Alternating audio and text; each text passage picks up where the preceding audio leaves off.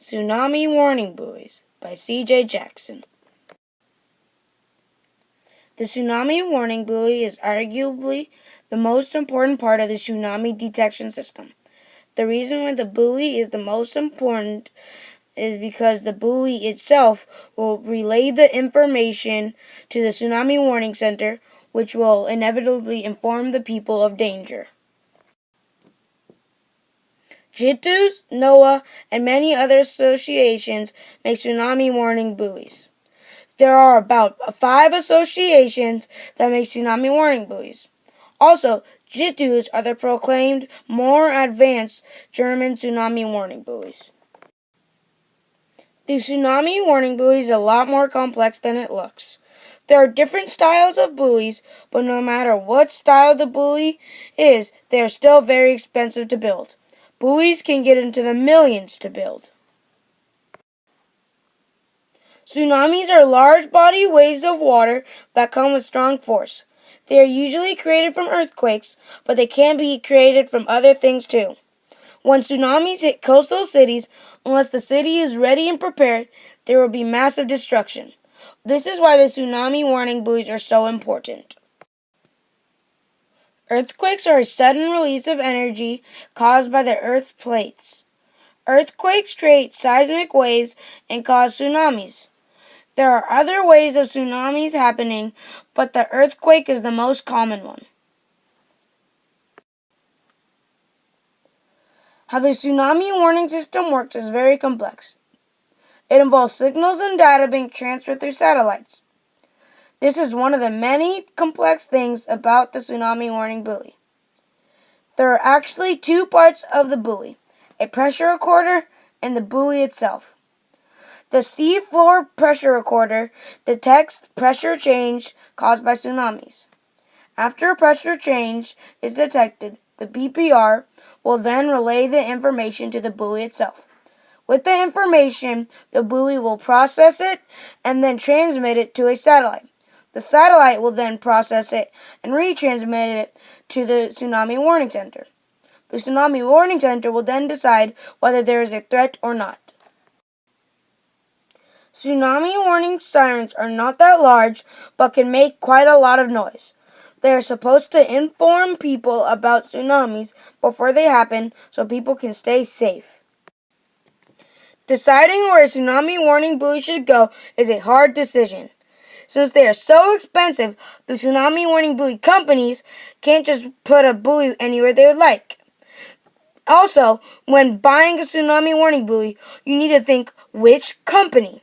As of now, there are mostly American buoys, but more and more people start to prefer the German buoys. For instance, Indonesia has chosen the German buoy over the American buoy. In the image, you will see the JITU's tsunami warning buoy.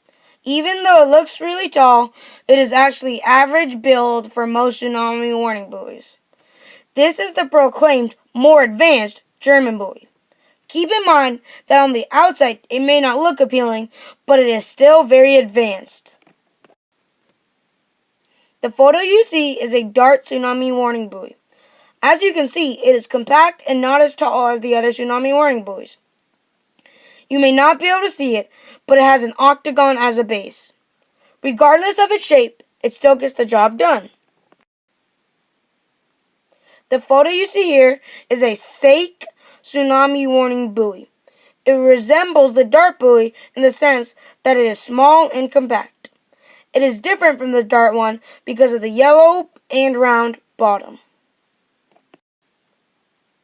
The photo you see now is a Riztec tsunami warning buoy. You can't see it, but the buoy has the same build structure as the JITU's one. Again, regardless of the build, they are all intended to do the same thing. This is an image of a tsunami warning buoy being put in the water. As you can see, it has an average buoy build and is quite large. All buoys are very big, but don't seem very big in the images we see. In this particular photo, you can get a pretty good feeling about the size of the buoy if you were to compare the buoy to the man right next to it. The photo you see here is the Tsunami Warning System logo. As you can see, it is pretty basic, and if you cannot tell, it is a triangle that has a black tsunami in it with a yellow background. This is a tsunami risk management system diagram. It shows the different levels of danger on each step. Yellow being okay, orange being getting worse, and red being terrible. This is a diagram about the Australian tsunami warning system. It gives you in detail the order of how the buoy and system works. Even though it is Australian, I'm sure that all the other buoys work in generally the same way. The photo you see now is a diagram that shows you how tsunamis are made. As you can see, the water is forced up and creates a massive wave when it starts to slide down. If you look at the map, you will be able to tell that it shows all the locations of the tsunami warning buoy. As you can see, there are currently quite a lot of U.S. buoys. Credits: Google Images, Mr. C, Wikipedia, NOAA.gov, and many other websites.